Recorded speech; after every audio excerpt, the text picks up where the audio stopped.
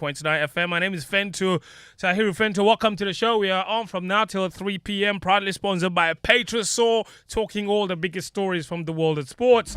And certainly this week there's been quite a lot to talk about. First up, Nigeria are in the AFCON final alongside host nation Côte d'Ivoire. They lock horns on Sunday.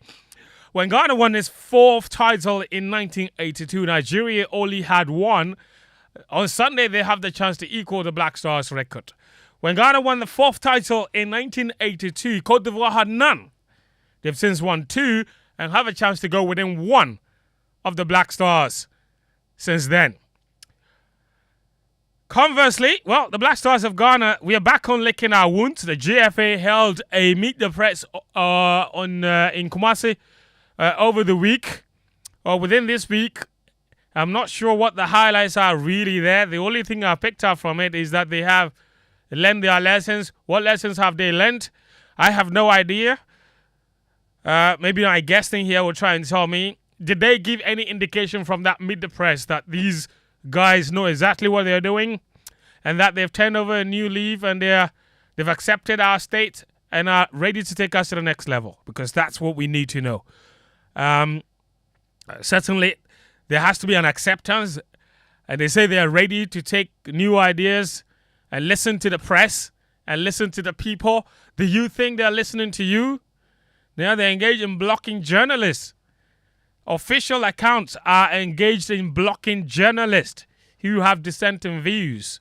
How do you listen to people that you don't want to hear from? How do you block someone and then go around and say you're ready to listen to them? It's a very complicated situation. The General Secretary said that was a mistake. He said they blocked Sadiq Adams by mistake. Okay, we'll see.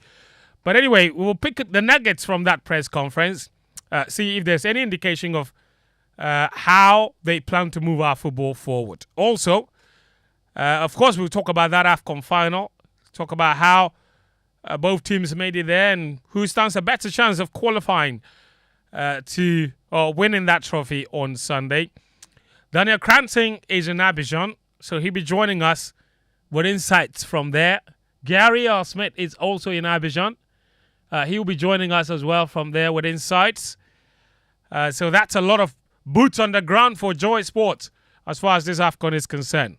Also on Monday, the greatest drama of our political scene happened when Peter Chumesi showed up before the Public Accounts Committee of Parliament, and it was quite dramatic, the things that happened there. So we'll see if we can highlight some of the things there and what they mean for our sports going forward, especially what it means for our infrastructure.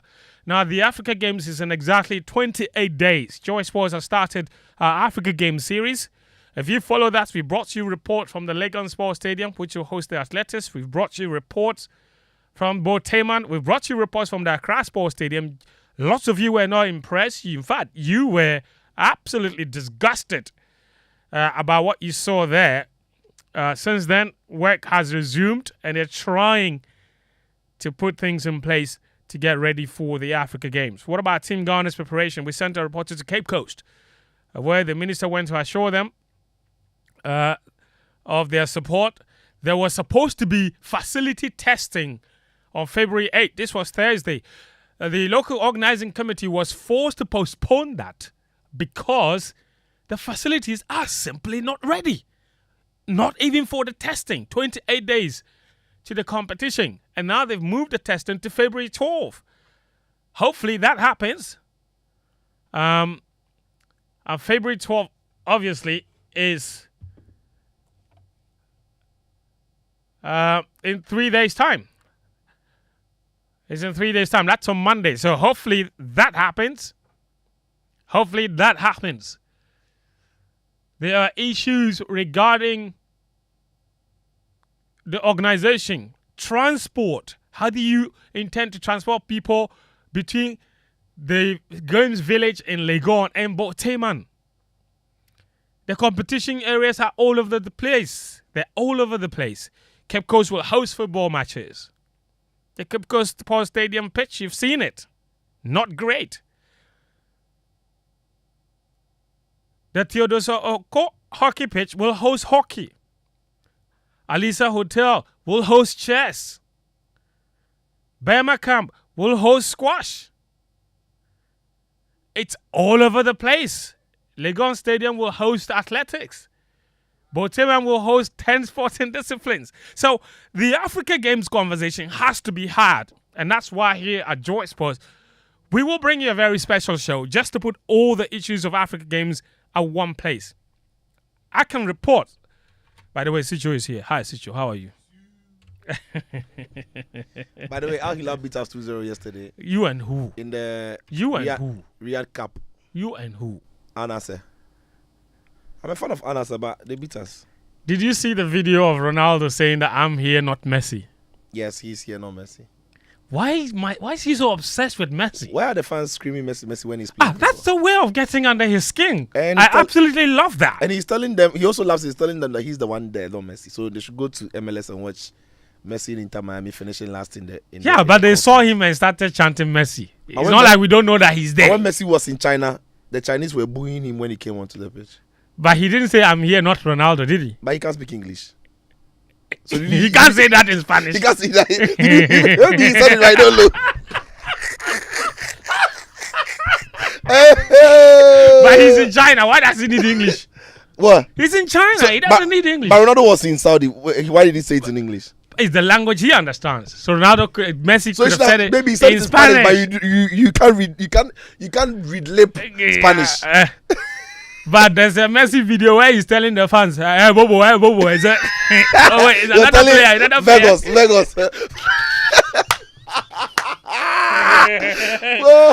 To be fair, Messi says he understands the English, he just doesn't like speaking. Yeah. Oh, it's hard to speak it. And I like that. He's consistently stuck to his language. Yeah, of course. He's not trying to. It's not by force. He's a big man. He's above language. In fact, if he doesn't need the language to be marketed, right? He's above it. Yes. In fact, all the others who are speaking the English need to then translate to Spanish to hear Messi speak. He doesn't need to speak English for them to hear him. Yes. He's above it. Yeah. That is how supreme he is. Brilliant guy, top guy, supremely good. And to be fair, in terms of global nature, Spanish is one of the. I think it's probably like the second or maybe the third. Probably could be third. Most widely spoken. Yeah. Not with the most speakers. So people confuse those two things. Yeah. Okay. Yeah. The most widely spoken language is English. Yeah. But the language with the most speakers is Mandarin. Because of you get a difference. Yeah. I get a difference. You get a difference. Yeah. Because you can have a language being spoken by many people, but all these people are concentrated in one space. There you go. But English is spread across, and everybody across the globe is speaking it. There you go. So the most widely spoken language in the world is English. But the language with the most speakers is Mandarin. Wow. It's Mandarin. China. Wow. It's like billions of people. Where does Arabic rank there? Arabic most widely spoken. No, not widely spoken, but with most speakers. When you look I think Arabic is like it's probably like number 4. Can we look at a big chunk of the Gulf coming into nothing? Are you talking most speakers? Africa? So most speakers definitely would be Mandarin, followed by English, and then the rest of the sport. Maybe French. Maybe French. Maybe you could have Spanish. Arabic, because the whole of South America, if you take out Brazil, everyone else speaks Spanish. There you go. Yeah. And then Spain itself. And the whole of Latin America. Yeah. So I'm talking Costa Rica, Puerto Rico. Even though they don't have Cuba, Spanish. Exactly. All of them are also Spanish. Yeah. And some African countries speak Spanish. So One. Equatorial Guinea. Yeah. Yes. They are the only African country that speaks Spanish. Right. My linguistics lecturer will be very proud of me. I think so. But I still remember. I'm impressed. I'm impressed. Oh, God. Anyway, this is not a language class. It's sports. Muftawu Nabila Abdullah is here with me as well in CEO. studio. Muftawu, how are you? CEO, yes. I'm good. How are you? Yeah, very well.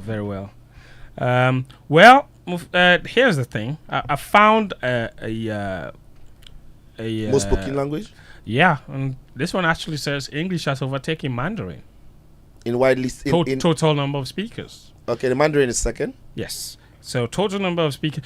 Which would make sense. That Total number of speakers is different from. Yeah, no, that's the thing. Yeah, total number of speakers. That's what we're talking about. Yeah. That's why I said earlier. I said Mandarin was number one. Yeah. But I'm looking here now, and it says English, and I'm saying it would make sense because the English speakers will only ever keep growing, and that's also and because the Mandarin speakers aren't growing. And the Mandarin speakers are now speaking a lot of the English. There you go. Because they started exporting themselves There a lot you go. more, and then There lots you of them go. So it would make have sense. diluted. Yeah. So This one says they have 1.4 billion speakers English. right. 1.4 billion total speakers. Mandarin is still second with 1.1 That's incredibly billion. close. That's incredibly close. And if our thinking is right, and a lot of those from China are speaking English, so maybe it's adding to the English number. That's still wild. Ooh, number 3 is interesting. This will make sense actually. What? Hindi. Oh yes. Oh yes. Oh yes. Yes. Yes. India, Well, yeah, right? how can we do processing? Yeah, I Because, know, yeah. right? India, really. But to be fair, India is like Africa not only in a India. sense. India is like Africa in a sense, in that it's not just Hindi that Yeah. they speak there. Yeah. There's the people, the those in that's from Kerala. The language is not Hindi. They speak Something else. Kerala. They speak Kerala. That's what they call it. And there are many as well. But here, this one says Hindi has 602 million total speakers. Right. Both of that's like half the number of the English speakers. Yeah. And then Spanish is number 4. Yeah, as we with predicted. 559. Where does French rank? Standard Arabic is 274. Yeah, I knew Arabic should be up there. Yeah. Arabic, when you look at the number of Arabic, should be up there, really. Yeah. And then you have French at number 6 Okay. at 274. Cheese, number 7, yeah. Wait, please. No, number 7 is Bengali, which is also spoken in India. India. Okay. And that's 273 million speakers. Then there's Russian. Russian would make sense because the Soviet Union. It was huge, and still speak Russia across all of them. Parts of Ukraine speak Yeah. Russia. Russia itself. So how many people speak Manpruli or Wala or Or Sisala. Now you have to go and count with your hand. But it's there because we just did a census, right? Yeah. So you can find it. Yeah. But you should be ever able to speakers do will be plenty Ever speakers. because in Ghana, the whole of Togo, a big part of Benin. You just said okay. You said in Ghana, Ghana? comma. the whole of Togo. You see, punctuation is important. Yes. The way you said in Ghana, the whole of Togo. No, I said in Ghana. In Ghana, comma. I'm not. So the way I landed, the way I landed, you didn't hear me. The voice, In the Ghana, voice needed to drop. I dropped it. So In that's what I'm Ghana, saying. I that's the comma. I didn't hear the pause. Okay. In Ghana, Yes. So now The whole of Togo? I have to mentally put the comma there. great. So Okay. in Ghana, Thank you. the whole of Togo, Thank Yes. you. the whole of Benin. Okay. The whole. Yeah. The whole of Benin. Yeah, ever is No, but not the whole of Benin. Parts of Benin. Not to say everybody speaks it. Yeah, like yeah. in Togo, not everybody, but Yeah, exactly. it's So the whole of okay. is wrong. Okay, Part so of. a big part of Benin. Big part. A big part of Benin. Part of Benin. Okay, part of Benin. Thank you. And part of A part of Togo. and there are some parts of Nigeria. Oh, okay. That's So that's very wide. yeah. Yeah. That's a lot. Wow. Yeah. No, it's a lot. Yeah. It's a lot. That's It's actually a lot. good number. Yeah. Yeah. Can you put a number on how many languages you think exist in Africa? Oh, come on. No, I cannot do that. You know how many languages are in Ghana? In Ghana, over 50 something languages? Yeah. 54 languages? I think so. 54 When I or so. when I was in primary school, it was 49. Why we've discovered some more. Eh? You see, the When thing you is, were in primary school, yes. which year was this? Oh, I'm talking like You 90s. don't huh? care. But You you see see, the my kind- linguistics class taught me that languages are dying. So I'm Oh, yeah, quite that's surprised. I'm quite surprised that somehow we seem to have more languages in Ghana now. And some of it might actually be maybe a bit of Creole, like a mixture of two languages. You know, as intermarriages and all those things happen. You know, and we met. I thought, or maybe people are adding Pidgin. Yeah. Pidgin is it's yeah. just like it's a lingua franca kind of. It's a stopgap language. Yeah, used to it's an communicate. amalgamation of languages. Yeah. There are 3,000 languages in Africa alone. 3,000. Gary Al Smith, which of them do you speak, or how many of them do you speak? Ghanaian tree. Then English. You mean The Pidgin or the Creole? Which one? No. How many of the 3,000 African languages do you speak? That should be approximately 4. How do you approximate languages, my brother? It's a definite number. You understand or you don't understand? Exactly. But I like the discussion, even though it's not a linguistics program. And I would actually say that, do you know how many languages are in the Volta region alone, to begin with? That is a wild question. If I'm going to put a guess on it, can you guess? Volta region, I would say 8. Yeah. So there's Ebe, right? Okay. Which is, but you see there are it's in there that are not exactly Ebe. Yeah. Right. So the Guan is the one. Yeah. Hold on. Are they? But then there are a few in there that. So when those people speak their sub-dialects, what do I say? How do I put this? I didn't want not the real what do you call the main Ever people, right? You know what I'm saying? The normal Ever people don't understand, but those people understand Ever. So it's like people Dangbes who understand Ga, but we Ga people, real Ga people, like we don't understand Dangbe. You know that sort of thing. I guess. So where John Dumelo comes from, right, is the Likpe traditional area. And in the Likpe tradition, distinct dialects there. Very distinct. That if you are ever like Sitso, you won't understand. If they speak, you understand. But they get ever, you understand. So one of them is called Sekpele. Say it after me. Sekpele. Sekpele. And it's complete. And that's what. So if you speak that to John Dumelo, he will understand. That's the language of the Lipi people. So it's very interesting what this discussion we are having, because in some of the areas, so like I'm in Cote d'Ivoire now, I'm in Abidjan now. I understand that the bulk of the Ezima are in Cote d'Ivoire, right? And then the minor.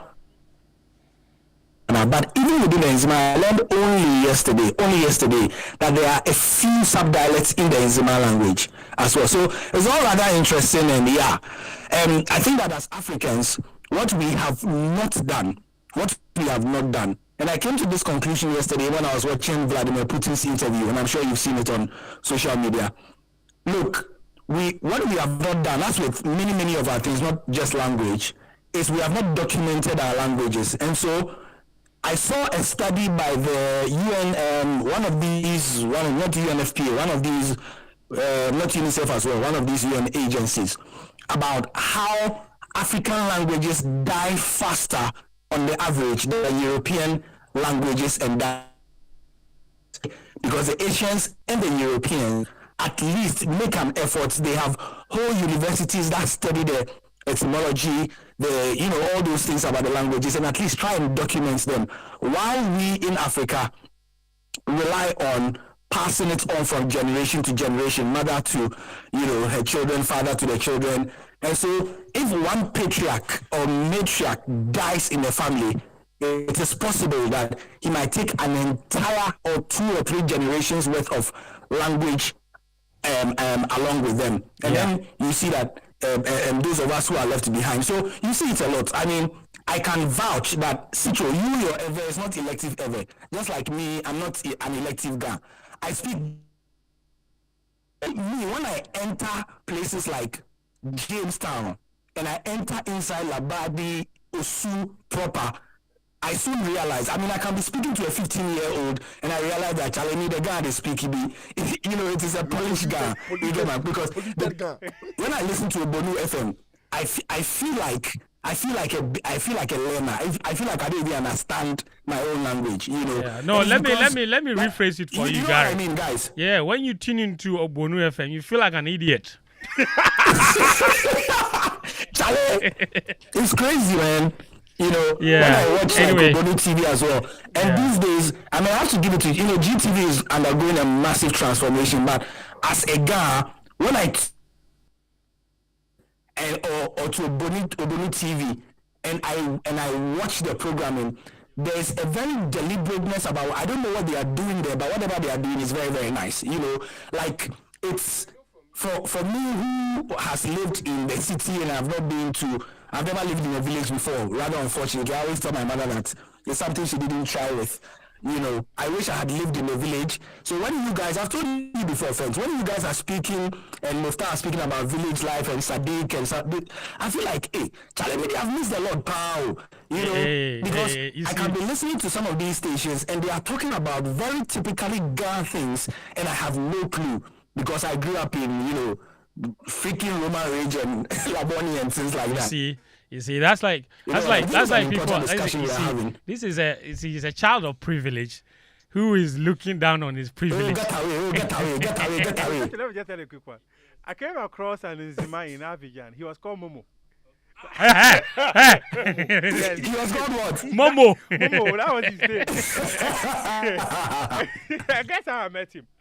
My extension cord had a problem, and I couldn't charge because in Abidjan, their sockets are different from the ones we use here. They use a round pin. Yes, they use a round pin. So I wanted to fix the extension cord. So I came across this gentleman who could speak a bit of English, and I was like, oh, yeah, I was speaking the pidgin French. Make it help me.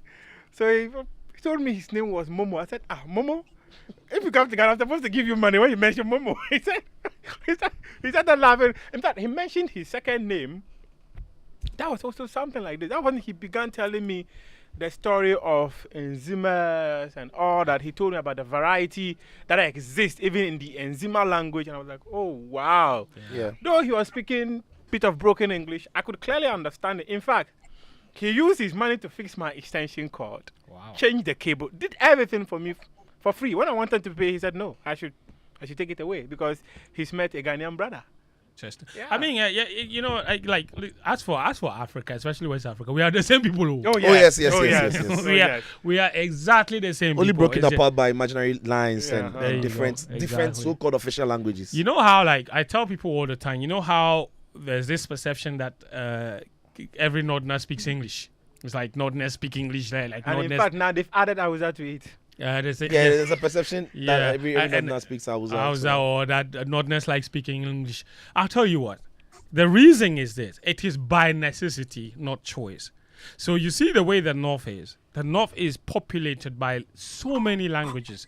And so I could be living in one village and another village that is just like 1 kilometer away from me. And the two villages would be speaking two different languages. Oh, yes. It exists. So how do you identity? Yes, not similar. This is not like difference. This is different languages, not different dialects. People confuse those two. They can be dialects of the same language, but these are two different languages. Two different dialects, but they understand each other. Chi and Ewe. Yes, a dialect or dialects are mutually intelligible. Yeah. Oh yes. So being that when one speaks... Fentuo, you really studied the English. Wow. Linguistics. Yes. The linguistics. So when dialects are mutually intelligible, two languages are not. Yeah. So if two forms of if two speakers can understand each other speaking different kinds of dialects, then it's probably the same language. Like example I gave. Fantichi. That's a perfect example. Exactly. Dialects. So they are dialects of the same language. Yeah. What I'm talking about in the North that exists. Two different languages. Two different languges. Yes. So for instance, let's say two villages. Yes, Gary. Gary is speaking. Yeah. So in 2019, as part of my work with UNICEF, we went to a village in the Upper West, I believe it was. It's Upper West. Wiala's place is what? Upper West. We are from the same area. Yes. So away from Funsi. So the name of the village was Bazin. I think I'm pronouncing it correctly. Yeah. Now, the free verbal thing. Fent, literally 1.5 minutes drive away from Bazin was another village. Completely different language, completely different everything. It was crazy. Yeah. Like I had never seen anything like that before. And the people of Bazin could not even understand I'll find the name of the place. You know, the people of the other village, which was 1.5 minutes from them. 1.5 minutes drive away. I'm not even kidding. Yes. So that explains the point I was making about why a lot of Northerners speak the English. Because the common. Yes. So then and in linguistics we call it lingua franca. So you have to find a common language, and English just solves that problem.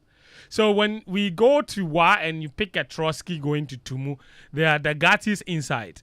There are Sisales inside. There are even the Gati and Wale are mutually intelligible, but there are maybe Frafres inside. There are Kasim inside. You know, all of you don't understand each other, but you're in that Trotsky, you are all going to drop in one village after the other until you get to the last stop. So the only way you can communicate with each other is English. And that's how come a lot of Northerners speaking have had to. You have to learn. Even when you haven't gone to school, you have to find a way of learning the English. But otherwise, moving around can become very difficult. Of our language. So, for instance, there are certain words in Sisala when you speak, a Mamprusi can understand, a Dagomba can understand. Yeah, those are just like words in. So like maybe the word father, right? A Kasina will understand. I'll give you a good example. So like maybe the word father. If you say the word father is Baba. If you go anywhere in the north and you say Baba or a form of Baba, everybody knows what you mean. You know, so anyway. Enough of the languages. Enough of the languages. When are we going to start the program? We have started the program.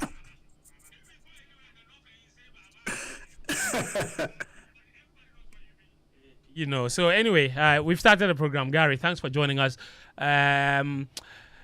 Koranteng will join us as well, but we're still waiting on him. Maybe his data is finished somewhere in Abidjan. I'm not exactly sure. Maybe his data is finished. This is game plan. Yeah, this game plan on 99.7 Joy FM and on Hits 103.9 FM. We're going to get into the details of our conversation soon. Professor Chumesi was before the Public Accounts Committee, and the things that unraveled there, so it resemble your eye. Unbelievable. The GFA also had a press conference, or Meet the Press in Kumasi. We'll talk about that. There's the AFCON final. And obviously, a little later, I have to remind all of you, Robbie of AFTV. They say we shouldn't say Arsenal Fan TV because Arsenal had issues with it, so now they call themselves AFTV. Okay, AFTV Media. Robbie will be joining us at 2 o'clock as well. Have a little bit of a debate prepared for him. All things Arsenal, all things Premier League. And so do stick around. Do stick around and don't go anywhere. You can send your messages to us 055-1111-997 055-1111-997. I see lots of people have sent messages about the language conversation. That's very interesting. 055-1111-997. Do send us a message on all of the things we'll be talking about here on the show. This is 99.7 Joy FM, 103.9 Hits FM. The show is Game Plan. Sitso for Philip Atsirim is here with me. Muftawu, Nabila, Abdullah as well. Gary L. Smith is joining us on the line from Abidjan. Daniel Koranteng is there as well, looking ahead to that AFCON final. We'll be right back. 2 delicious chicken pieces, lard chips, and free 200 ml Coke. This is not just a meal, but KFC Streetwise 2. Wow, that's amazing. KFC Streetwise 2 is perfect for you at a cool 49 Ghana cedis. Enjoy a moment with us by sending hi to our WhatsApp number 0551-711-711 and follow the prompts to get yours. KFC is finger licking good. Dive into a new era of news consumption with myjoyonline.com, your go-to destination for cutting-edge journalism, giving you the most credible stories from business to politics and from sports to entertainment. Myjoyonline.com introduces an upgraded news website meticulously designed to empower you with an enriched browsing experience like never before. Experience the future of news browsing with myjoyonline.com.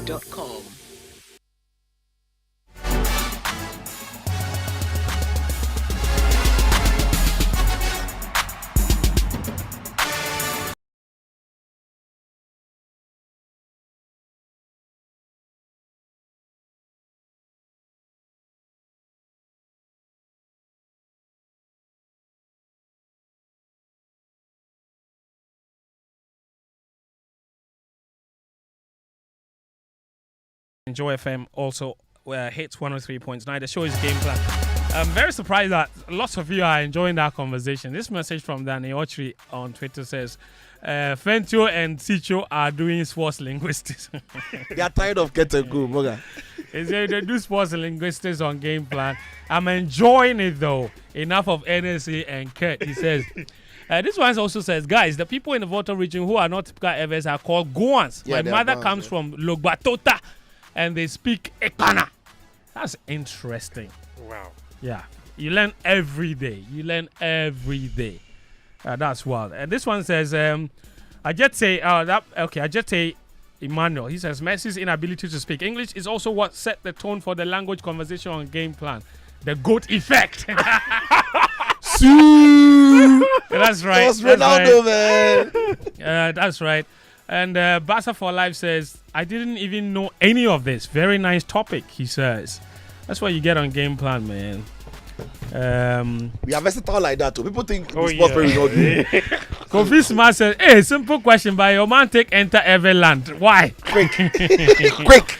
And somebody wants to know where Chi is placed. Chi there, in Africa, I think Chi will be big, but global wise, you see the numbers we are mentioning, 200 and something million. The whole Ghana cry is 31 million people. So but I'm sure we can find it. But Chi is spoken outside Ghana as well, so there's a possibility the numbers would be high. It definitely will be. Chi definitely will be very high up there. It's a very widely spoken. Well, yeah, it's in Ghana for sure, everywhere. Even in the north, lots of people speak Chi. Like in the north, it's another lingua franca. You know, and that's actually one thing I find quite weird. When one or two people come up here and we travel back to the village, we speak to ourselves. Yeah. Benjamin Clinton says, today we beg you, don't discuss Kurt and Prof. Chumesi or the sports meter. All these people are belly fillers and not sportsmen. They don't deserve our sports. Interesting. I hope you've gotten your wish. You've gotten your wish. This one says, now that Anike is married, we won't get any side gist from Cote d'Ivoire. Oh, Chale. The last time he was in Morocco. Papa. He came out with Papa. Papa. That is Osofu who is sending us that message. He said last time he was in Morocco or Egypt, he brought a fascinating story. Man is born free, but everywhere man is in chains. This one says, Fen, good afternoon. I love the diversion today. He says, I'm very surprised lots of you are enjoying that language conversation. And it started from Messi. And it started from Sitso trying to dig Messi for not speaking English. But he then ended up praising him, of course, for sticking with Spanish, which has always been his first language. Guys, there's a very tiring conversation that we've had for a very long time. So I agree with the people when they say they don't really want to waste too much time on it. But I don't know how much any of you followed. And that's on Prof. Chumesi, so I'm going to put that on the back burner. But I don't know how much all of you followed, how much you actually followed that Meet the Press. Is that that the GFA held with the journalists in Kumasi? They wanted to play a friendly game. It didn't come off. Yeah. You wanted them to play behind closed doors. Yeah, but that's the norm. Behind closed doors. I actually even train weird. Behind closed doors. This is the institution. There's nothing wrong, right? With you retracing your steps, trying to build relationship with people. Of course. When you realize that you've messed up at some point. But I found it quite weird that this Ghana Football Association never found it worthy of apologizing to journalists when our very own colleague Sadi Adamo was attacked by a security attaché to the national team in the US, when someone was hit in the Black Stars team hotel, when our very own young Ampofankra was told to stop recording before it gets physical. Young Pofankra of all people, you can tell him it will get physical. Then all of a sudden you want to play friendly match with the media. I found it quite funny. In any case, if you wanted to play a friendly match with the media, there is SWAG. Write to SWAG and invite them for a friendly match. But because the press conference is happening in Kumasi, SWAG will say, okay, then SWAG Ashanti will play the friendly match with you people. They could have done that. But because they just feel they can wake up one day and after the journalists here, we can always get them. Let's go. When we say we want to play a friendly match with them, they will come out.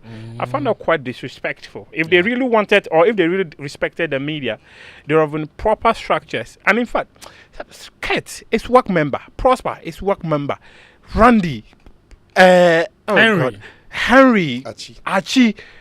I found it quite unfortunate that these people who are part of the Inky fraternity never for once found it worthy of appreciating the media and trying to build a relationship with the media. It's a very weird thing, Sitso, isn't it? Because and the very moment they said that, this administration is the most friendly and media friendly, Sadiq Adams were blocked. It's a very interesting thing that Muftawu mentioned. The sheer number of journalists running the FA now, and this is probably the most the frostiest I have seen in terms of the FA's relationship with journalists. And this is an FA run by mostly journalists. Yeah, it's weird. What does that speak to? It speaks to a bit of distrust between colleagues, isn't it? Like it's almost like it's almost like we've been there before, so we know them very well. Yeah, it's like that's what I mean. It's like by they the know distrust. They know that if they allow the journalists to come close to the team, they know the things people have been doing. They know that when they go close to the team, you've been doing some things. I honestly don't understand what this is all about. But on a more serious note, I think that it's unbelievable that with the experience that these people have had in the media, they would have really done things that appeals to the optics. You see, there's an aspect of management that necessarily has to go in line with optics, so that the public belief in the institution is protected and trusted by the general public. Few people who understand these things will look at it and say that's an optics, so they don't mind. But the general populace will look at it and be like, I like the posture, I like the angle.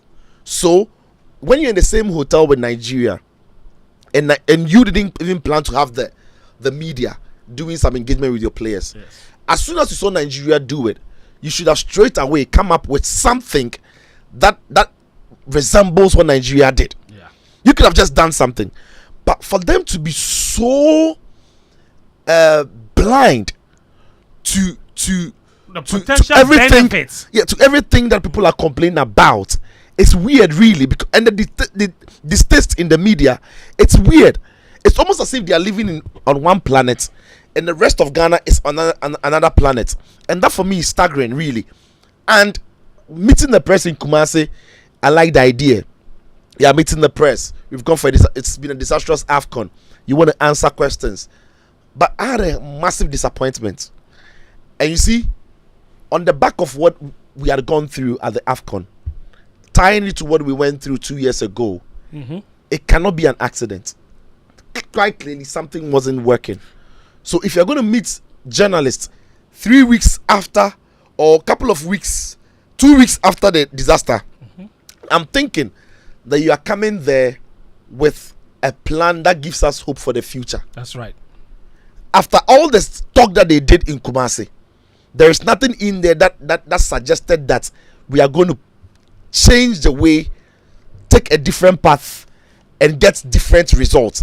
It's almost as if I didn't get the impression. I didn't get the impression. There was nothing new. There was nothing new. It was only trumpeting what in their minds is an achievement. And you see, that is my biggest fear with the FA. They have been reflecting. Because the same thing they said that they had achieved over in 2023 were the same things after our disaster in Côte d'Ivoire. They were repeating. So the GFA president will tell us that we have forgotten that an under-20 team won the under-20. We know that. We know that. We've not forgotten. He even went on to make a mistake that our Chan team were in the contest. No, they were not. They were knocked out of the group stages. That's true. You know? And so we admit that there are things you've done right. We just don't know if there was a method to it or it was by chance. If there's a method to it, show us the way. So that bring us along, so that we can believe in what you are doing. And in fact, we the media can educate Ghanaians that listen, the national team might not be doing well, but if you pay attention to what the FA is doing at under 17 and under 20, bro, in the next 4 years we are sure that we'll perform better.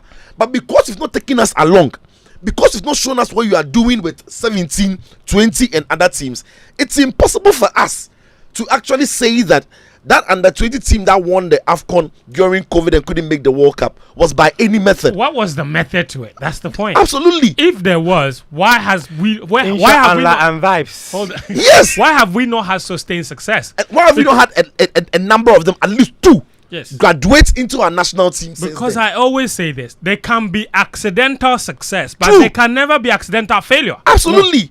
No. So you can stumble on one success, but if you can't repeat it, it means It was by chance. Yes. It was an accident. But the failure has been so consistent. Thank you. And so for me, my takeout from the presser was that I listened to everything. I was like, I'm not too sure if they figured out a way to get us out of this mess before the next AFCON, which could be in January, February in Morocco. Yeah. So I was just like, they're saying the same things that the president said when he was campaigning at Congress and trumpeting what he considered an overachievement, were the same things he was repeating. And listen, there was no real admission, and this one disappointed. When the president had the opportunity of addressing us and then looked onto his paper, I was going to think that the first lines were going to be one of an apology. I was thinking That's the first time he's faced the media. the Apart first from that- time the first time we heard his voice, Yes. post Cote d'Ivoire, Yeah. and I was thinking, Not even post Cote d'Ivoire, post he became the FA president, because he has never met the media since he was since he was re-elected, right? re-elected. Not even re-elected. AFCON 2021. What he did was to go on one radio station to the other and tell us that we don't have Messi no, and Muftawu, Ronaldo. he's been on No, other he's platforms. just I'm saying saying that post this disaster, Yes. when he had an opportunity, and in 2021, when he had an opportunity via the sister platform in Asempa, Yeah. he declined to apologize. And say if we have Messi or Then Ronaldo, we should go and said a bring lot of things that were so rude and arrogant, and in my opinion made no sense. They will block you. Then Twitter. Listen, Twitter. Hey, you have a don't GFA block page, people, please. and you've blocked me. What will happen? How will that Don't affect block my people. business? them. No, it was. I was blocked 2 years ago. Have they unblocked you? Was it by As for mistake? you deserve block. You. Even the president himself blocked me. You have you been unblocked? You moved They out. unblocked. You No, moved no, out. I unblocked myself, but they don't know how I unblocked myself. Muftawu, But I You unblocked went myself. you went to beg the Boss man, you the- want to tell boss man to To block. Fiakwa, God forbid. So how did you unblock yourself? And that I will not say publicly. I'll say it off air. I'll say it off. Hey, please. But Muftawu, the Muftawu people, there. yes. Me suffer for blocker with my personal handle. I say that the GFA people, they don't miss this show. They are always listening. Yeah, they are listening. So they've heard you. They'll block block you you again. Oh, they can block. Oh, good luck. Fent, Let you go and block What I'm again. saying, Yes, you see, what I'm saying is, Yes. when he had an opportunity to speak for the first time, Yes. I was thinking that the president could personally, not FA matter, Yeah. not a school matter. And that's what I was looking for on his maybe social media page, because he comes there to post things. Yeah, all the time. He spoke about NSA not using the stadium. It's unacceptable. Yeah. That was unacceptable to Yes. him. And all of us agreed with him that the NSA is using the page for other things. That one was okay for him to find his phone, open Facebook, and post that. Yes. But he couldn't, after we went through the pain of being knocked out of the AFCON, pick his phone, get on Facebook, or draft something on his own letterhead and apologize first and foremost before even he meets his people. Because whatever you do, whatever explanation you've got, we are failed. There is no, you see, you can't explain the failure. You can only take responsibility Yes. and apologize. He didn't do it. Then when he was speaking, you see, he's talking about things that, and I like the idea of the whole GFA academy that I hear in Bolga, the GFA academy. Their elite school. The elite school. I like these ideas, but you see, and he mentioned it. They don't communicate well. I like that idea, but again, I want to ask, where are the coaches who are going to train these kids coming from, right? Who has trained these coaches to be able to groom these talents? We want the best for Ghana football. These are genuine questions. So these are the things we'd like to engage them about. Yeah. I think one thing that he said was that also that he feels the RFAs themselves are not even doing the communication well. Yeah. And I think you just said that the FA has an issue with communication. Yes. We don't think, and we've never said that everything the FA does is bad. No. They're doing some good things. No. But those good things, like Sitso rightly said, what are they? What are the methods? We don't What know. are the If we- methods? What do you do to achieve Because it? every now and then you see some coaches are going through training, but they don't tell us, like, you understand, or maybe there is a system to the juvenile football league that you are running. All we see is you are donating balls. You are that one you are quick to publish. Yes. but You are don't- donating boot. You know, you don't engage. You don't sharing computers and printers. You know exactly. And you what don't still pains me? engage. That's What still the thing. pains me is that in 2024 we still boast about coast football. Even for Black Stars In matters, 2024. they don't engage. They block out the media for Black Stars matters. It's How not much right more to youth develop players. football? Yeah. How much more juvenile football? Even Black Stars, they don't want the media to come close. Yes. In fact, and How you do just the brought people my tell mind your back. stories? So Fentuo, for this one, in Abidjan, I've always said, journalists should not also have that sense of self-entitlement that, oh, it is my right to get to the national team. It is never our right. It is the association that determines when they want us to get close to the team. One of the things I, however, found unacceptable was the fact that we were told, and You mean journalists were told? journalists were In told Abidjan? in Abidjan that we should stay about 150 meters away from the team bus when the players were alighting from the team bus due to security reasons. Why the journalists? Why did we go there with guns to go and shoot the players? Was it a GFA arrangement or CAF arrangement? See, Egypt. No, Just a moment. Answer Just a moment. that. I'm asking. Was it a GFA arrangement or CAF arrangement? It is a communique that came to us from the CAF media team that were there. CAF However, media team. So it wasn't GFA that's the same CAF media team were with us when we were with Team Egypt. Team Egypt, the distance between you and I was just standing like this when Salah descended from the bath and went inside. We were like 10, 15 meters away from them. When it came to our very own Black Stars, because we went to the Egypt training ground, because the LOC did the arrangement in a way that when you go to one training and they'll bus you to the next training. So we went to Egypt's training ground. We were standing close to the players when they alighted from their bus. But when we went to the Black Stars, Rowan Williams, she's that's a word, Rowan Williams. He's the goalkeeper of the. Hey, Forget the name. Go on. Rowena. She's called Rowena. Rowena is the media officer for Bafana. Yeah. She asked us, she said, due to security reasons, we've been told to stay about 100, 150 meters away from the Black Stars team bus. I personally asked her, who gave you this directive? The GFA. And she said, I know I am speaking to a journalist. The directive is that stay 150 meters away from the team bus. So, if she allowed us to be just 10, 15 meters away from from Egypt, Team Egypt, right? Why would she tell us to be over 100 meters away from our very own Black Stars? Because your very own Black Stars are a special breed of people. So if you stay too close, you cannot state categorically that the GFA asked them to do it. But if she could allow us to be close to Egypt and can't allow us to be close to the Black Stars, then definitely it's a logical conclusion to make. It's a logical conclusion to make that the GFA said, don't let them come. Very close. well, Muftawu. Due to security reasons. Okay. What are the security reasons? Interesting. Let me connect Daniel Koranteng from Abidjan. He's finally found time for us. Daniel, all good? Charlie, I'm good. Did you? I think you missed this, but someone sent a message that now that you are married, you will not come back from Abidjan with a story for us like you did when you came back. Papa. You see, the fact is that married people respect marriage, but it doesn't mean that unmarried people respect. But I'm a nice guy. I'm a very fresh boy, so don't move to me, but I'll reject you. All right. Listen. Thanks for making time. Let's talk about the AFCON final. It's all set now. Between Nigeria, of course, and Cote d'Ivoire. You've been there for a few days now.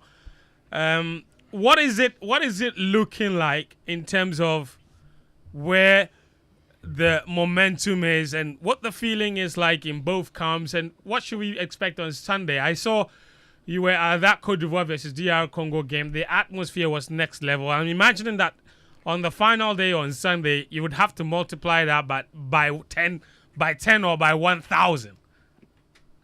I'm telling you, it was absolutely electric. But even before I talk about the Ivory Coast game, Muftawu made a brilliant point when he said, look, it's actually in the rules and regulations for the host nation and then member associations. You can actually request for extra measures to be taken for your hotel arrangements in terms of security and things. So Muftawu is right if he concludes that it's very possible that the GFA asked CAF officials not to allow the Black Stars to be that close to the media men. But we condemned it when it was happening. We condemned it when he first reported it when he was there. But unfortunately, right now, I think it would be very hypocritical for us as journalists to say it's wrong, because we all saw what happened after the team got knocked out. Our colleagues hurling insults, some threatening to beat up the coach. So as at now, if fans did it, we'll condemn it. And if journalists do it, you have to condemn it. Yes. Some may ask us where it is in the tenets of journalism, but it is wrong. What is wrong is wrong. Look, you can't, in as much as we didn't agree with the GFE, they can come and tell us that, look, this is your behavior after the Mozambique game is the reason why we said we didn't want you guys 150 meters close to the team. So what is fair is fair. It doesn't depend on who is happening to or when it's happening. But to the Ivory Coast game, look, you talk about the atmosphere during the DRC and Cote d'Ivoire game. I was really wishing that Gary was there to experience it. I think he went for the game that was very nice on paper with Nigeria and South Africa. But in terms of the raw vibe and euphoria, look, the Cote d'Ivoire DRC game was unreal. I've never witnessed anything like that. I was at the Mushoda Biola Stadium when Ghana faced Nigeria. If you remember the echo, the sound, the 60,000 capacity, the noise, it was lovely. But this was different, and this was a whole party atmosphere. And that's something that. So I asked a number of journalists who had been there longer, and they attested to how the organization has been brilliant in terms of bringing the party feel to the stadium. So it's not just about the 90 minutes of football; it's about the entire experience. A couple of hours before, there's a DJ, there's music, there's dancing, and that's what we saw throughout. Look, Fent, in the final, we've actually agreed that we will have to be at the stadium about 6-7 hours before kickoff, because people are eager. The general sentiment around Abidjan is they really believe that their name is written on the trophy. They talk about destiny. They talk about how just a couple of weeks ago they were on the verge of going out. In fact, had Ghana stayed, had we beaten Mozambique, Cote d'Ivoire would have been out of the competition. Please, Danny K, relax. Had somebody has somebody not touched the ball? Some ball. Do you understand? Charlie, exactly. Had somebody not touched the ball, and that was literally like 3 minutes to the end. So they really believed they were going out. But some way, somehow, the group stage finished and they had just clinched a spot in the round of 16. Even after that, the guy tells me that, look, they were going to face Senegal. And all they wanted was a good performance. And then the team just went on to win. Against Mali at halftime, they were down a goal. The Malians went on to take the lead. And then somehow, they found an equalizer and were able to win the game even before it went to penalty shootout. So they believe this is destiny. They believe that their name is written on the trophy.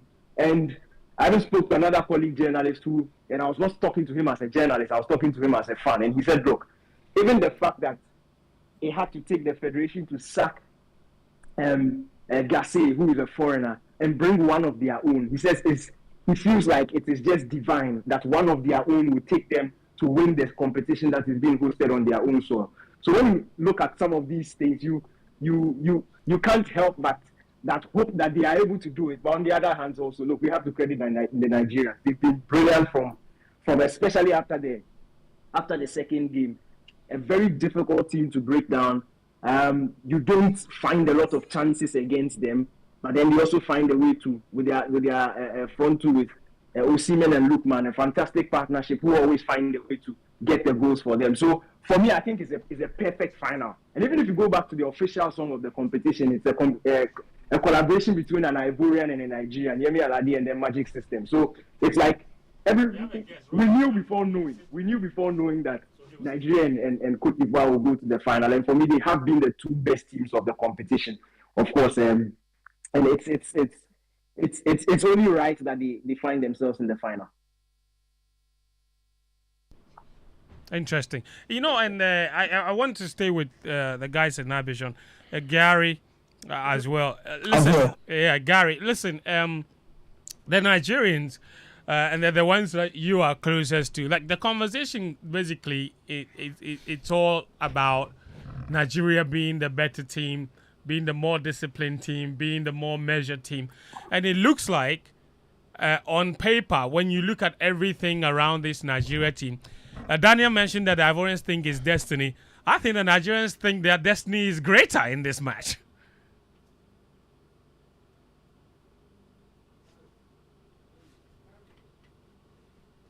He's not speaking. I can't hear him. Gary, cannot hear Gary. Okay, that's fine. But let me come to Sitso. When Gary comes back, we'll join him. But Sitso, let's talk about what the defining moments will be in this game.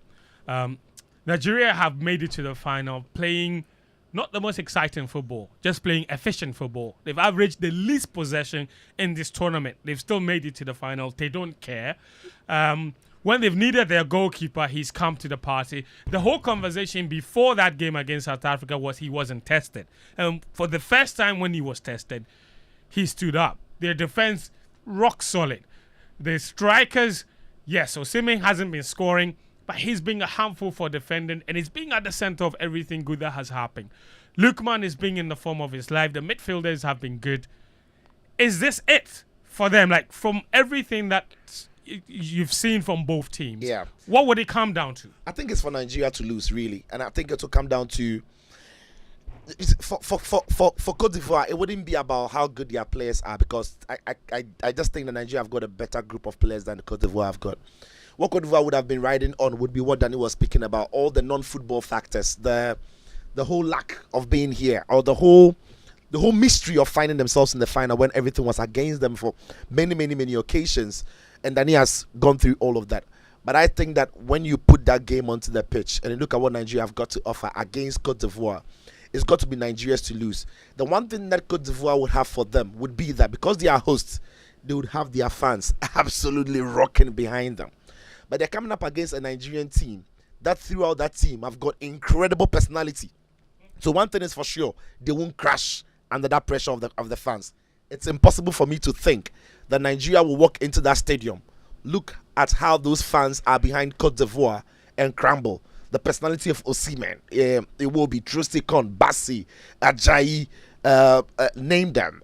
Big players. Ola Aina. Onyeka. I just don't see how Nigeria is a team that is going to go in, if it's, and to be more respectful to Ghana, if that is Team Ghana against Cote d'Ivoire in the final, and that is going to be the atmosphere, I'm scared. I'm scared because I look at our players. I think some of them are too young. They don't have that experience. Maybe some of them are not playing at so much of the highest level. They could crumble. But when you watch this Nigerian team and the personalities they've got, the aspect of the fans playing their role for Cote d'Ivoire won't affect them.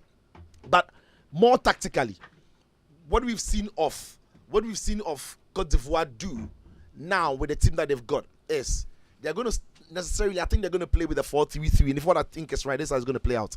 The 4-3-3. I think Sergio Reyes is going to come back to the starting lineup. I think Kosunu is going to come back to the starting lineup alongside Indika. And they are going to be at the back. You know, the back line will pick itself. In the midfield, again, I think it's going to be Seri sitting at the base, Fofana and Kessie playing off him in a little advanced role. I think Simon Adingra will start alongside Gradol in wide area. And Seb Haller, now that he's fit and completed 8-9 minutes of the previous game, is going to lead the attack. So that's a very much straight 4-3-3.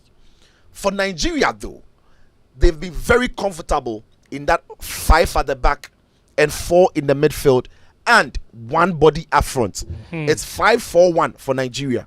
But the way they operate the 4 is where I get scared for Cote d'Ivoire.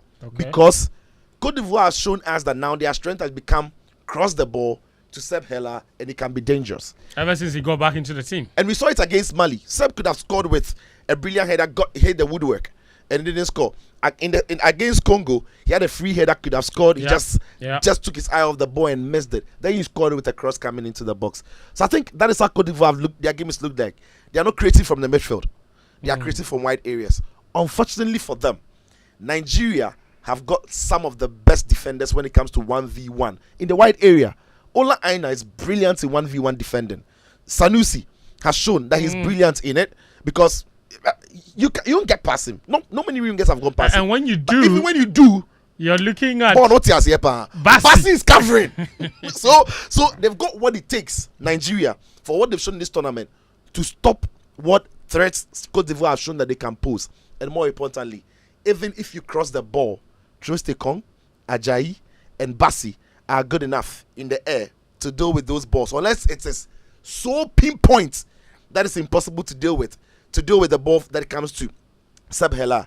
Now, that midfield three that they've got, Seri, Fofana, and Kessie, they are going to be coming up against Iwobi and Onyeka in midfield. Where does Sangari fit in there?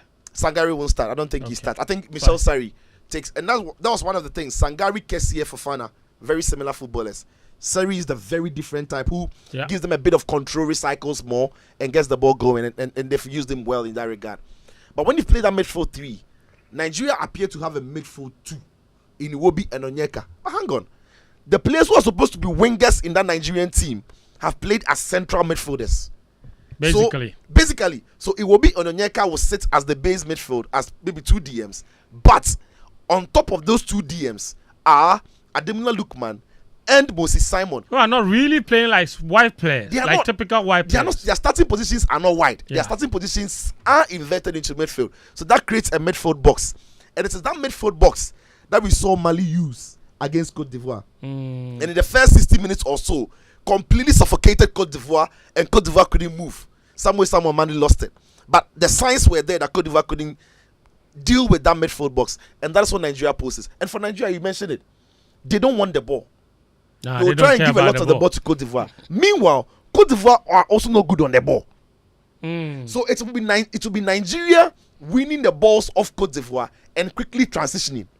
As for the back four of Cote d'Ivoire, Osimhen is enough. He can handle that. Give them the press. It's going to be a handful.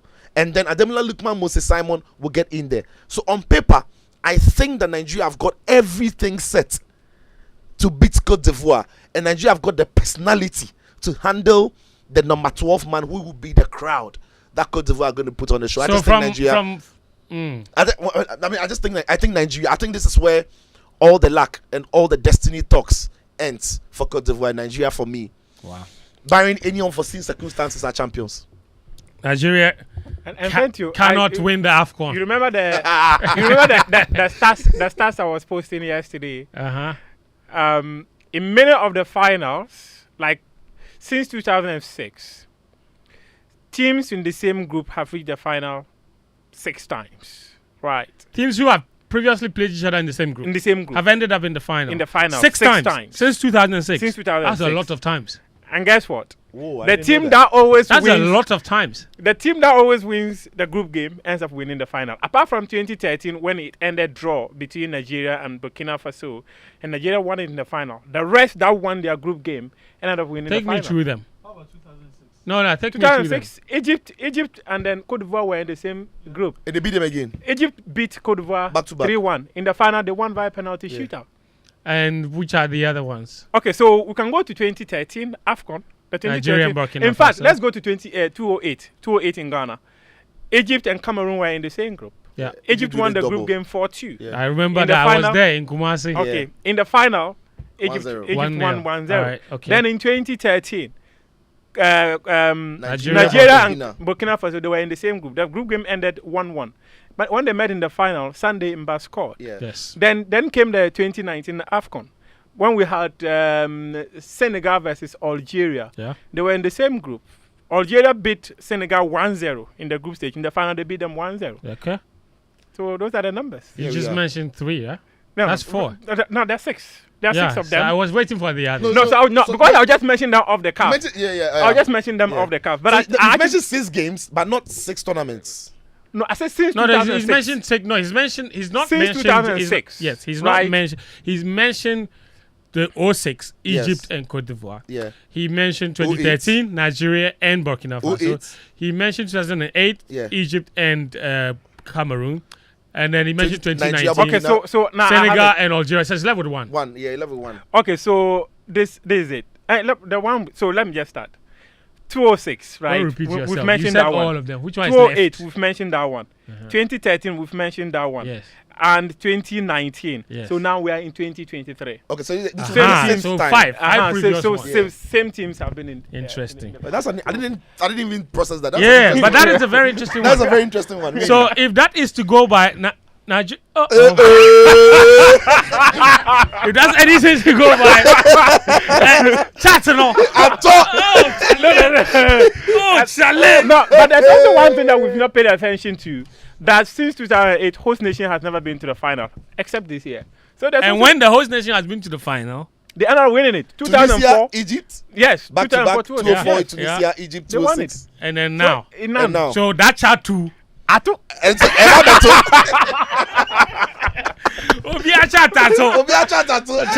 Charlie. You're listening to Game Plan on 99.7 Joe FM. Oh, lovely. Also on 103.9 Hits FM. Don Robbie of our Arsenal Fan TV or AFTV is joining us very shortly. The show is proudly sponsored by Petrosol and DSTV. Petrosol, every drop matters just as every penny counts. You have to know good quality fuel enhances your vehicle performance and reduces maintenance costs. Take no risk in times like this. All you need is value for your money. Look no further. Drive to the next Petrosol fuel station for your clean, accurate quantity fuel suitable for new technology vehicles. Be a happy customer. Fill with smile. Drive more miles and save some money. Petrosol, your clean quality fuel in full quantity. Petrosol, always a delightful experience. Let me also tell you about the Vision Board Party. If you're serious about planning your life goals, then join Lady Sam's Vision Board Party on the 10th of February. That's tomorrow. From 8 a.m. to 1 p.m. Learn how to strategize and plan excitingly. You can just call them on 050-151-8477 for more information. 050-151-8477. Book your spaces now. So if you are into organizing parties, you want to learn how to do it and that kind of thing, talk to them, talk to the Vision Party Board and make sure that you get all the quality information that you need. I'm going to read this tweet.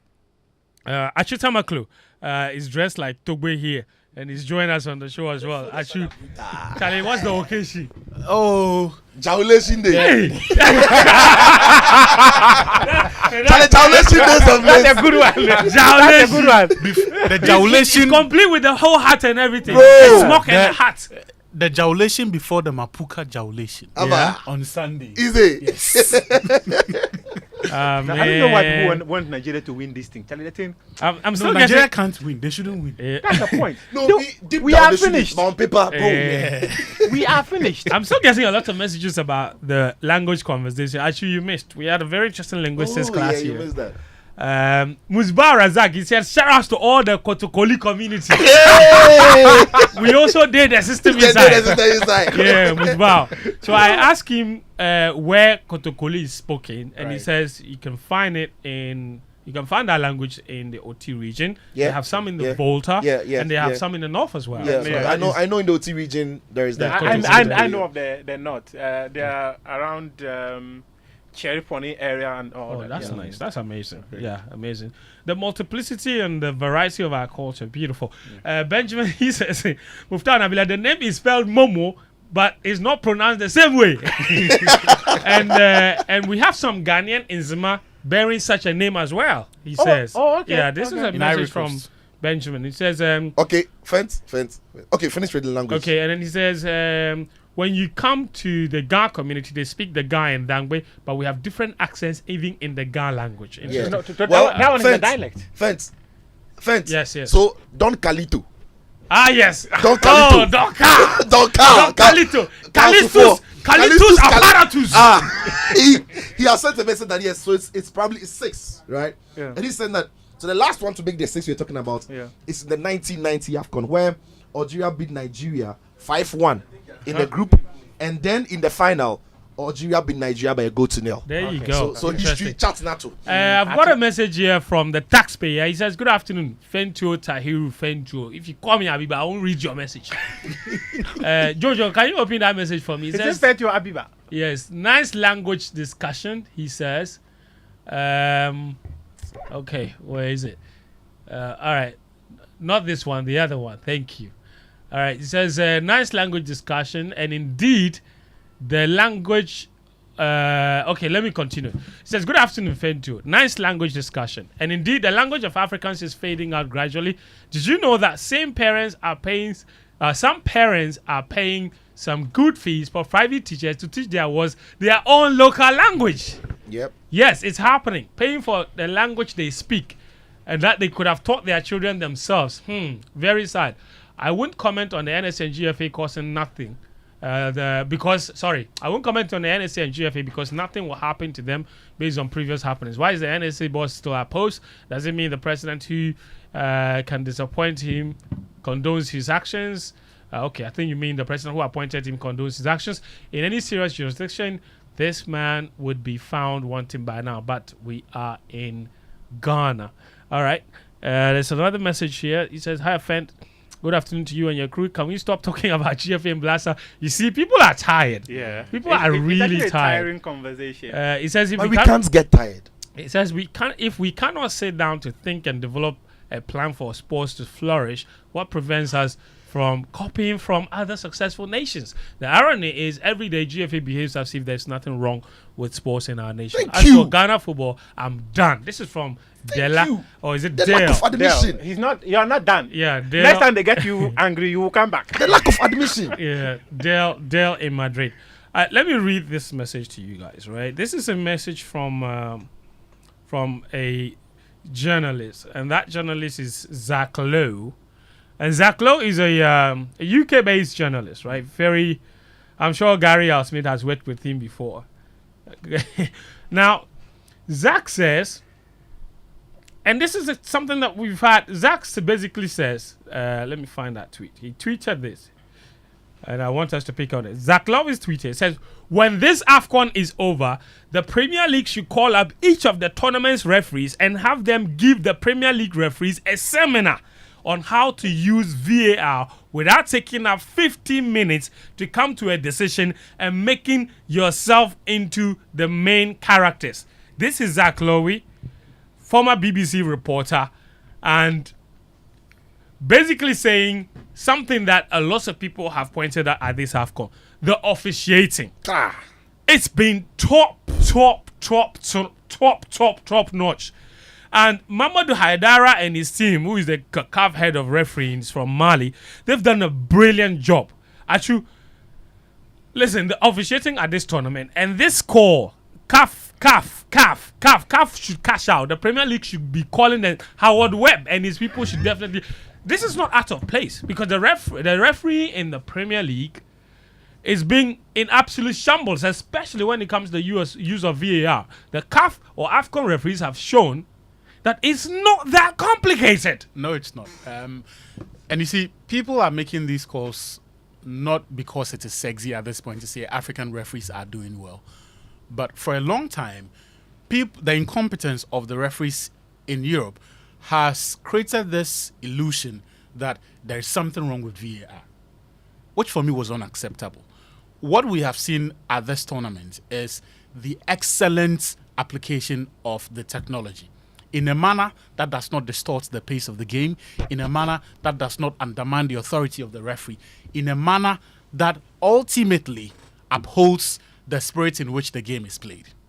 And so when we have seen the VAR being deployed in the Premier League, in La Liga, in the UEFA Champions League, people have had reason to question, because sometimes even the VAR interpretation of the regulations is so clumsy that it leaves people questioning whether or not the rules have changed. And I'll give you an example. Often when handballs are given, coaches and players question whether or not the handball is changed. And one of the popular refrains these days is, we don't even know what the handball rule means anymore. But you don't see that at this AFCON. We haven't seen that at this AFCON. There is clarity over what the rule book is. There is clarity over the respective context under which the rules have to be applied. Look, one of the things that I was thinking about this morning was that I haven't heard any pundits or journalists attempt to explain the spirit and letter of the law again at this AFCON. Because the referees are applying it to the letter. There's no ambiguity. So there's no need for Atsu to come and explain what the handball rule means. No, there's no ambiguity. So they are interpreting the rules correctly. They are using discretion where necessary in a manner that is unquestionable, right? And also consistent with the needs of the game as at that point. Right. So that is on the side of the referee getting the right calls. And then in terms of the VAR referees, they are not afraid to call a referee and say, you need to look at this. Right? And when they do this in record time. Yesterday, we were discussing how in the South Africa-Nigeria game, they reviewed 4 different instances in one action shot. Yeah. So the red card, whether or not the defender was the last man, whether or not the contact was a foul, whether or not the Nigerian attacker was offside, and whether or not the foul happened inside or outside the box. Yeah. And they got it spot on. Every single one of them. It was timely. Right? Even before that incident, there was the Nigeria's supposed second goal. And then, so you are beginning to see clarity in terms of what the rule is. The interpretation of that, communication to the players who now are beginning to show more faith in the referee's appreciation of what the regulations are. And like I said before, one of the beautiful things for me is that unlike in the Premier League where referees with 25 to 30 years of experience like Mike Dean are fumbling in the VAR room, young referees like Daniel Lyle, our own, is sitting in the VAR room as the head of VAR for one match, and he's getting the decision spot on back to back to back to back. They are demystifying everything that European football suggested to be it. And look, what does it come down to? Is it competence? It comes down to protection of egos. No, it comes down to competence. And I'll give you an example to answer the question of egos. Right? Yes. The Tottenham Hotspur, was it Tottenham Hotspur Liverpool match? Yeah, Luis Diaz's goal. That was the offside. Oh, the big mess this season. Anthony Taylor. And then the subsequent admission from Mike Dean that he felt reluctant to correct the referee. I made suggestions that it was because they are close buddies and all of that. That kind of ego, that kind of situation where camaraderie becomes an encumbrance. And because you feel Fentuo be my guy.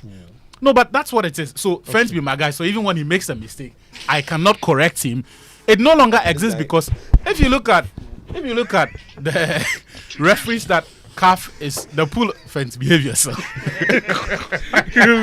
He said, when camaraderie becomes an encumbrance. Yes. What is this? What is this? So wait. You couldn't put it any other way. That's the first thing that came into mind. When friendship becomes a hindrance. Yes. And no. When you choose friendship over being objectivity. Basically, I don't know whether these words are part of the first 100 common words. Basically, Charlie, familiarity what breeds. kind of GRE English is this? Basically, familiarity breeds contempt.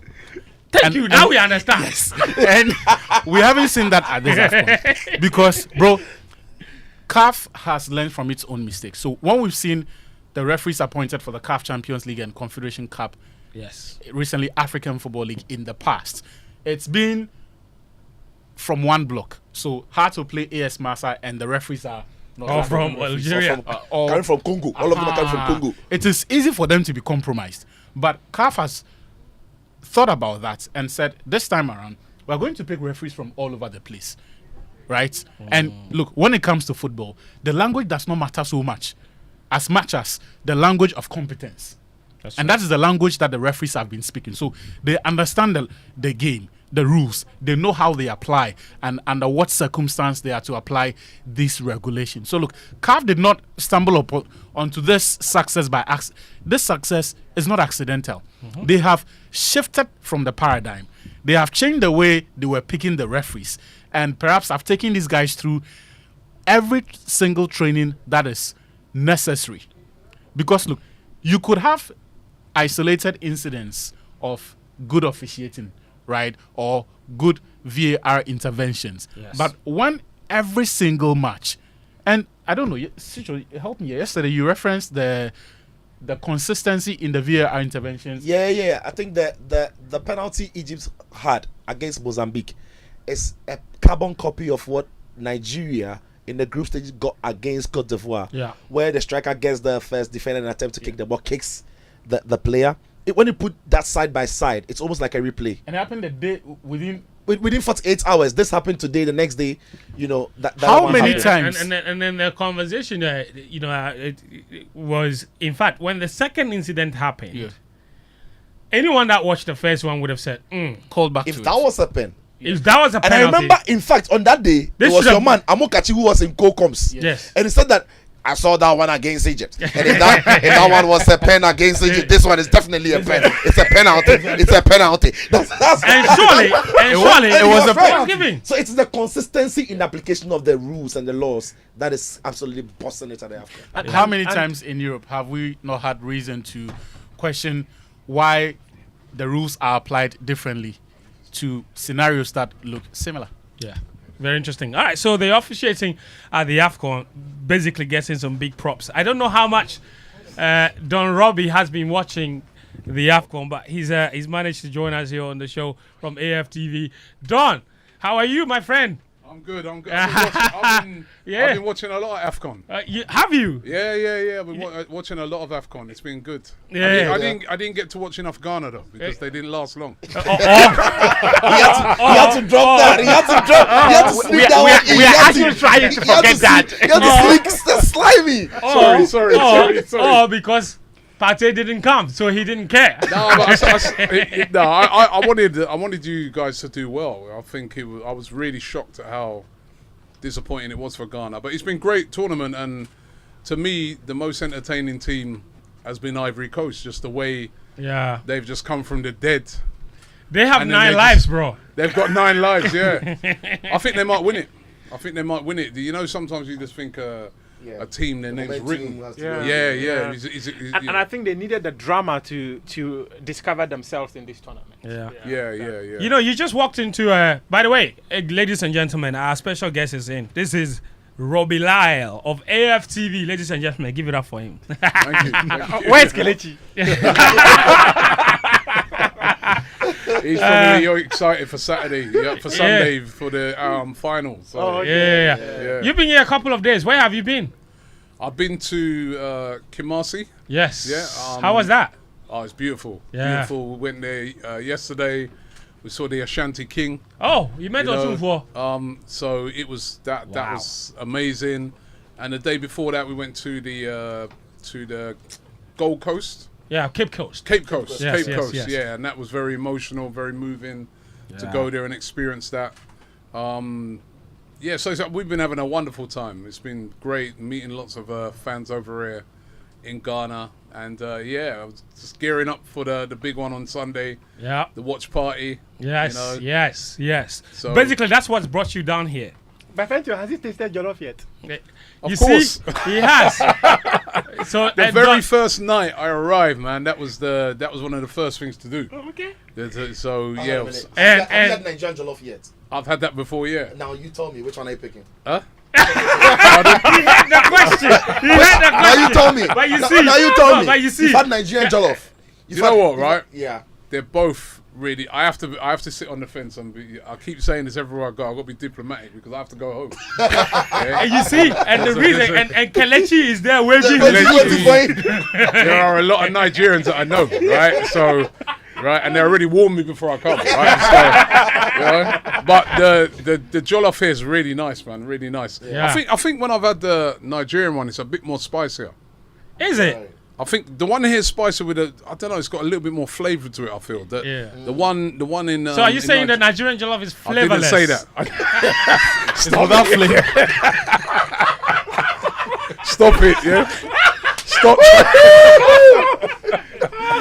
I'm just drawing conclusions. You know, I didn't know this jollof war was so deep until I got here. You know? Really? You take it very personal. It's very deep, and it means a lot to us. You know, that's why if I ask you who you think will win the AFCON, you cannot say Nigeria. So you chose the right answer. I actually just, you know, from before even the semi-final, I was just like, I feel Ivory Coast, their name's written on, because just the way they've got there, just like all these last-minute goals, last kick of the game, penalty shoot, it's you start to think to yourself, who's going to stop that team? Like, it's the momentum, you know, momentum's so important in football. So, yeah, I'm edging towards them, and of course they're at home, and when you're at home in front of your home crowd, momentum's a big thing. I was at the World Cup in Qatar, and remember, you know, Argentina, they lost. They lost to Saudi Arabia, but then after that they just started. I was at all of their games and they just started to build a momentum going, and I knew they was going to win that World Cup. I was just like, they'll win it. They'll win it. It's just the whole messy thing and the story. You kind of get that a lot of times in those sort of tournaments. There's like a story to it, you know. So I could be wrong, but I just feel that for me, I can see them winning it. I'm glad that you mentioned the AFCON. You just walked right into an AFCON conversation that we were having, and it's on the back of a tweet that this journalist put out, Zach Lowy, who used to work for the BBC. And this is what he tweeted. He says, when this AFCON is over, the Premier League should call up each of the tournament's referees and have them give the Premier League referees a seminar in how to use VAR without taking up 15 minutes to come to a decision and making it about themselves. And I 100% agree with him. And you see the way VAR has been used at AFCON, the way they reach decisions quickly, even sometimes of not, like in the Premier League, if they go to the screen, you already know what's going to happen. You're like, why even bother go to the screen? We know that you're going to overturn it or whatever, right? But at least here, and also I was at the Asia Cup in Qatar about a few weeks ago. Yeah. Same there as well. Wow. Come to decisions quick, using it. No issue. I like that gentleman said, not making it about themselves, just go in thing. And every time VAR is used in the Premier League, it's a drama. Yeah. It seems to take ages. You know what I mean? Nobody really knows what's happening. You just see the referees there going like, I don't think we use it very well at all. And the worst part is they still make the wrong decision.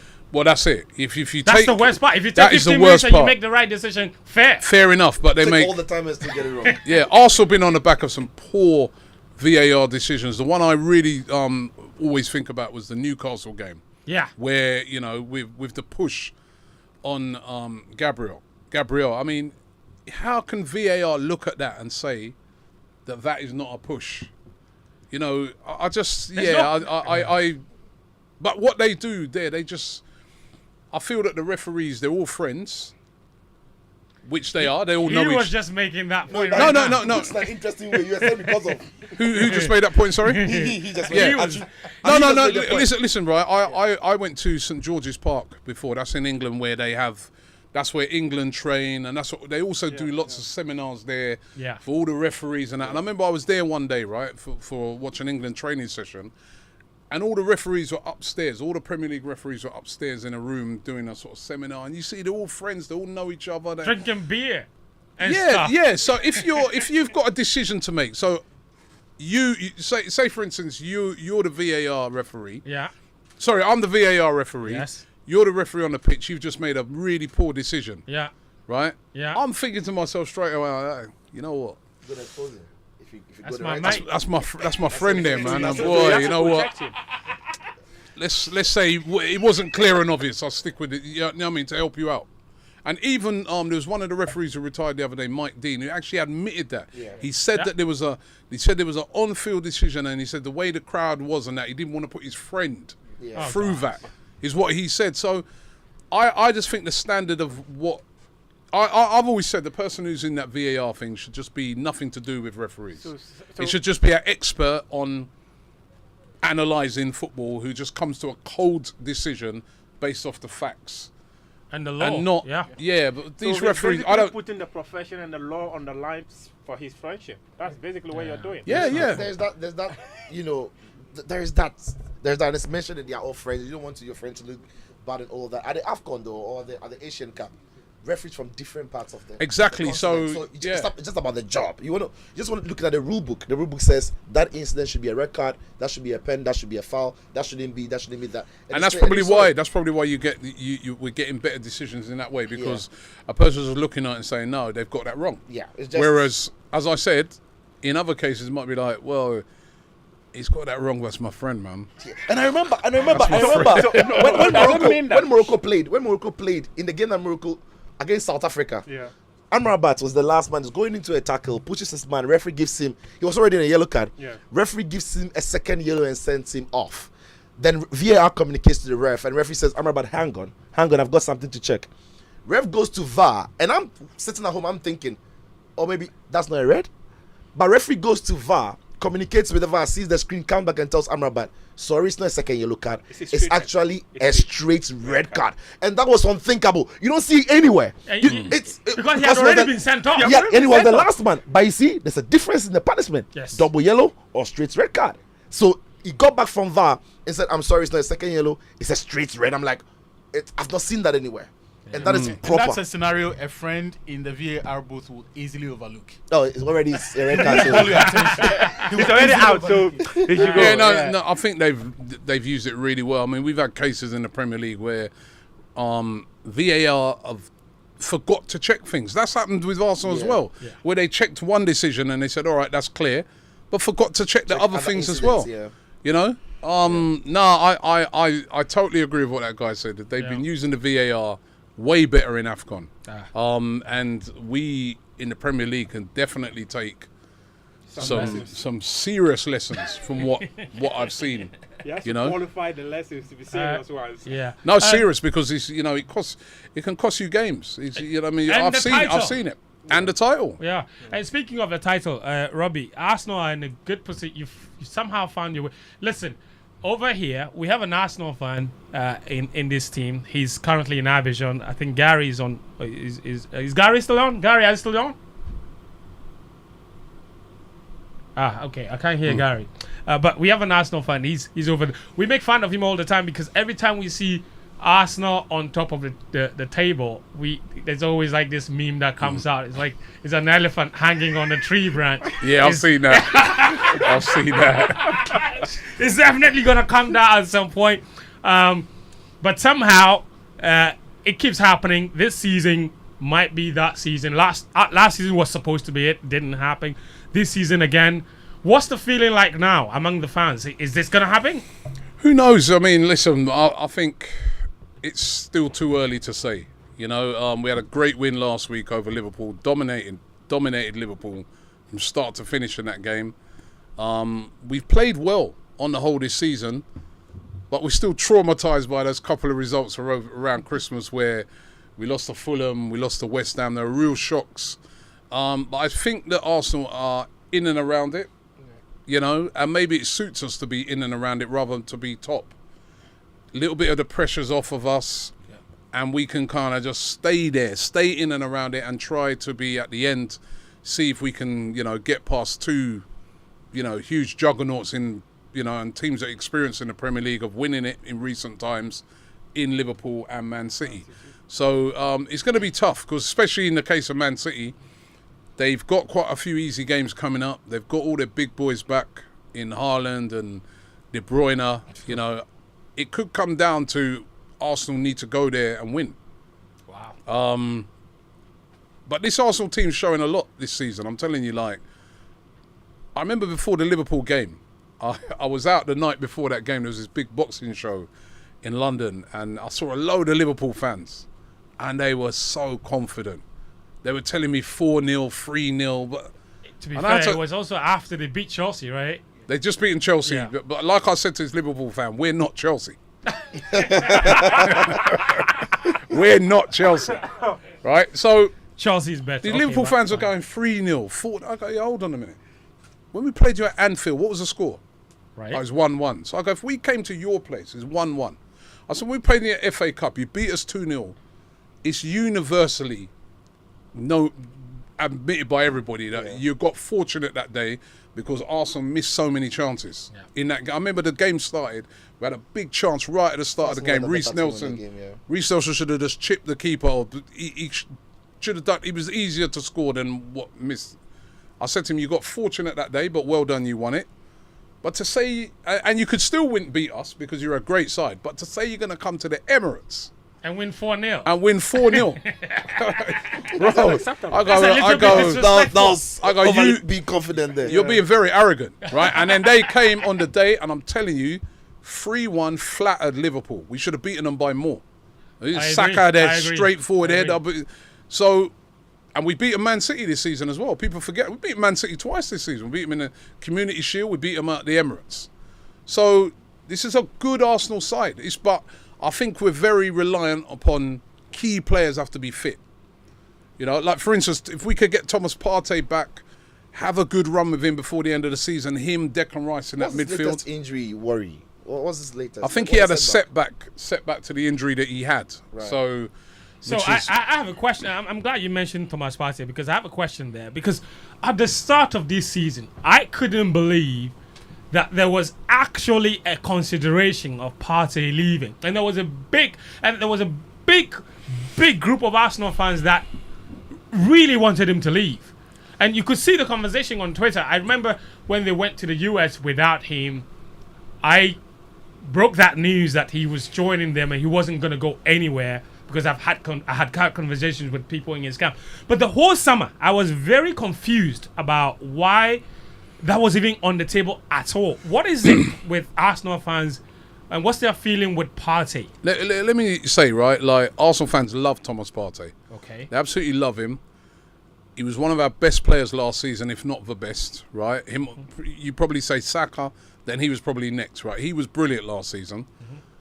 But what you would have seen there was out of frustration because he's always injured. So you start to get fans saying, well, what's the point? I mean, if we got this player that we all know how good he is. He played in that, when he came in against the City game. He came in. It was him who started that move that led to the goal that won the game. Yeah?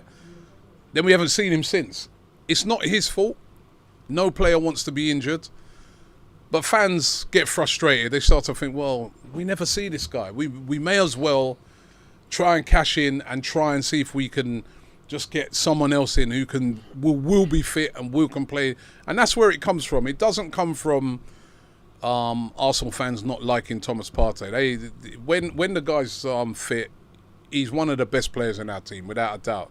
If he was fit this season, him and Declan Rice in that midfield, and Odegaard, I think on paper, we probably have the best midfield in the Premier League. But unfortunately, he's been injured so much. I mean, we've barely seen him play a game this season. 3 games this season. 3 games this season. So you can understand. I understand where the frustration comes from. I feel very sorry for him because if I was him and I'm reading all this stuff, I'd be like, well, what do you want? Do you think I want to be injured? I want to be playing. I want to be fit. But, it's a frustration thing. Please, I hope people in Ghana don't feel that it's a thing where fans have turned on him personally because his performances. It's not. They're just frustrated because they're like, we want to see him. Yeah. And if we can't see him, if he's never going to be fit, then we probably have to move on to the next person. And that's why people were saying that. You mentioned something about cashing in. And that brings me to a conversation we've had in the past. And Sitso and I were just talking about it. Mikel Arteta. And whether or not he really is taking this team forward. Last season was really good. The evidence is there. I have to stop you. I have to stop you straight away. He's taking it forward. But here's the question though: when you look at the amount of money he invested last season, at the end of last season, where that team was, do you think that this Arsenal he's improved them this season? I mean, is this season's team better than last season's, despite all the money spent? How much Chelsea did Chelsea invest?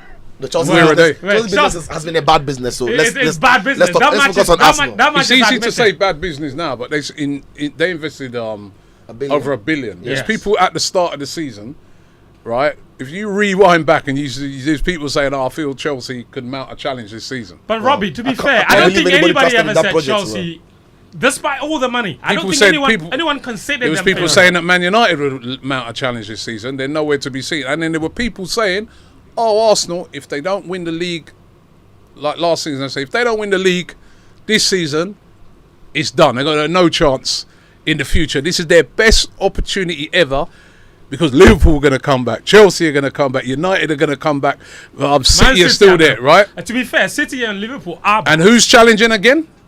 Arsenal. Arteta's doing a good job. We don't know yet if he's going to be the person, but all I do know is very difficult to get past Jurgen Klopp, very difficult to get past Pep Guardiola. These are legends of the game right now that you got to get past as a manager. But I think he's building a very, very good team. Remember, as we just said, we're talking about one of his key players missing the whole season in Partey. He's also had guys like Jurriën Timber miss the whole season as well, who was another key signing. Yeah. Tomiasu's been out. So I know a lot of teams have had injuries as well, but I personally think Mikel Arteta is doing a very good job. But- He's but- got Arsenal. He's got Arsenal challenging for leagues. When At some what- point, Mikel has to start winning titles for Arsenal. Of course. And at what point? Okay, I remember Of when course. during Arsene Wenger's final years, especially on AFTV, troops and you know, and we're not very. Kelechi was almost. We're not very kind to Arsenal, and that was a manager who had done so much. But at what point do you think Arsenal fans are going to be very patient, or their patience is going to wane when Mikel is not winning? Mikel, Arsene Wenger, we're talking 20 odd years. Yeah, it's a long time, man. Yeah. You know, they didn't turn on him until right near the end. You know, when even he has admitted himself since, I should have left earlier. I should have left earlier. He's admitted that. So I don't think you can look and blame fans for kind of then at the end wanted him to go. But listen, when you manage your Arsenal Football Club, Arsenal fans demand you win things. So that's a fact, right? So he will come under pressure. He's already coming out. Even when we lost those 2 games at Christmas, you start to see some people saying, is this the guy? That's the pressure that comes with a big job. But I look on it overall and I say he's doing a good... Nobody expected Arsenal to challenge last season. He nearly won the league. And as I said, everybody thought we'd just fall away this season. He's back challenging for it again. And I personally think he deserves more time. Who else is near to Klopp and Guardiola? No one's near. I mean, we're not the only team that spent a lot of money. Robbie, if United, you said he deserves more time, and I agree, every manager deserves some. And Mikel has done a great job. If Unai Emery had the time that you are demanding from No. The Unai Emery thing, listen. What about United didn't work at Arsenal? The wise after the fact thing, right? Unai Emery, right? Because I was at every game with Unai Emery. Let's because I've had this discussion with a lot of people. Go on.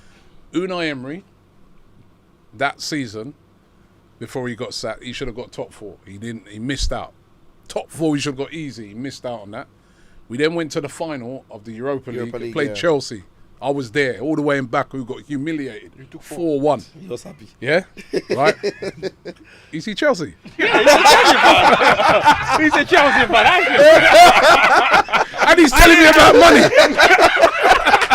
He's a Chelsea fan. And he's telling me about money. I have been with Robbie for the past 3 days. I have not told him I'm a Chelsea fan. No, but you know what? To be fair to you, I wouldn't tell no one I'm a Chelsea fan either if I was you. You just ruined that. And now I will not hear the end of it. But right, Unai Emery, he did that. Yeah.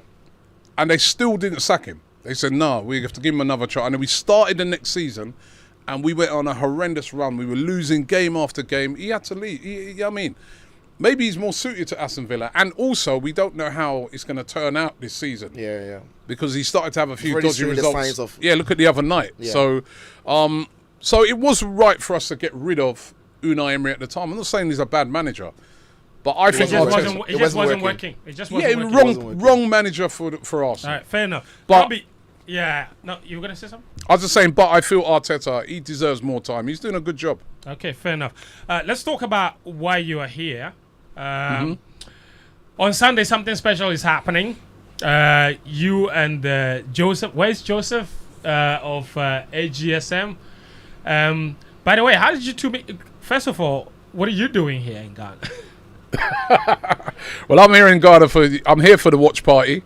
To watch the game with Arsenal Ghanaian fans. So what we've been trying to do on AFTV is we've been trying to go around the world and engage more and more with fans. So, and for me personally, in particular Africa. So we did do one of these watch parties about nearly just over a year and a half ago. We did one in Nigeria. Somebody sent a message about that.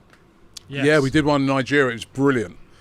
So we were looking at where else to go in Africa, and then I was over at a conference, a football conference in Miami, and I met Joseph. Was it Soccer X? Soccer X, yeah, the Soccer X conference, and I walked. The first person I met when I walked through the door was Joseph, and he started talking to me about Ghana. I think he mentioned something about Ghana Jollof as well. And all that. He definitely did. Jollof convinced you. he said to me, he goes, listen, you got to come to Ghana, Thomas Partey connection, the amount of fans. And I was like, yo, you know what? Yeah, you're right. We meet so many Ghanaian Arsenal fans, and he's like, yeah, we got to make this happen and that. And I got to really give him a lot of credit. Like, they made it happen. You know what I mean? That was like literally November. That was about 3 months ago. Yeah. And, you know, we stayed in contact, and, you know, he's a very relentless guy. You know what I mean? And he's made it happen, and it's been great to be here. It's been wonderful so far. All right. So this is happening at the... Where's Joseph? Tell us about where it's happening and what it's going to be like. So for all the people that want to come on Sunday. So the biggest watch party is going to happen at Legon City Mall, opposite the University of Legon. Yeah. At 12. University of Ghana, Legon. Yeah. Starts at 12. And it's a 3-game event. So basically, it's literally the whole day. Arsenal, West Ham, Aston Villa, Manchester United, and the AFCON final. Interesting. And this is not just come watch football, is it? No. This is going to be a fun-packed day. There's going to be like PlayStation games in terms of like FIFA competitions. There's going to be a lot of activities on there for people to just come have fun. Food bazaar and everything. Yeah. And there's like a whole VIP. I've seen some of the setup and all that. So some of the... And listen, Robbie, I don't know if you've met some of them, but some of the biggest people in Ghana are Arsenal fans. Yeah. I've noticed. Yeah. I've noticed, you know. That's why. President of the land is your rival fan. I heard that. The president is a Spurs fan. Yeah, I heard that. And his cousin is an Arsenal fan. I like his cousin. But listen, listen. His nephew. His nephew. I think. Okay, well, I'm not going to go against the president. You know what I mean? I know where I am, right? So I know my place where I am, right? Yeah. So. But maybe we could persuade him to become an Arsenal fan. You know what I mean? So maybe if he shows up for the watch party. Yeah, we need to bring him there and try and persuade him and say to him, listen, Arsenal, you're doing everything all right, but be an Arsenal fan and it'd be perfect. But no, I've just been blown away at the amount of Arsenal fans that are here in this country. I mean, it's incredible. I mean, as I said, we meet them all the time in London, but to be here, and just to, and that's what we're trying to show in all the videos we're doing as well. Yeah. We're trying to show the passion of the fans. We're trying to show the culture of the country. And I'm hoping that we're doing that. And I mean, the welcome we had at the airport and that, I'm still... Yeah, it was amazing. I saw your dance moves. Yeah. Something like that, you know. The dancers were doing that. I don't know if I was doing that. Yeah. But no, and it's just been... I don't know. Amazing, it's just... I felt powerful being here, man. Yeah. It's just, you know... You just feel the power of Africa, you know. So it's been wonderful being here and just connecting. Yeah, even doing things like this, just connecting with football fans. Absolutely. You know, it's fantastic. All right, Robbie, thank you. It's been an absolute pleasure. We'll be looking forward to seeing you on Sunday. All of you who are listening to us as well. Are you coming? I am coming for sure. Yeah. You sure that Chelsea ain't playing? Yeah, I'm coming for the AFCON final. Is there? But hopefully Mohamed Kudus will score against West Ham. Thank you. There's also that. Who does he support? I'm a Kotoko fan. Anyway, thank you, Robbie. So we all be there. Yes. Asante Kotoko. Okay. It's a one of the biggest clubs in the continent. Okay. Muftawu, thank you. Thank you very much. Thank you, Robbie. Thank you, Joseph. Thank you, Sitso. Thank you, Muftawu. Thank you, Gary and Daniel joining us from My Vision, and thank you, Atsu Tamakloe as well. My name is Fentuo, Tahiru Fentuo. Show sponsored by Petros on DSTV. We're back again.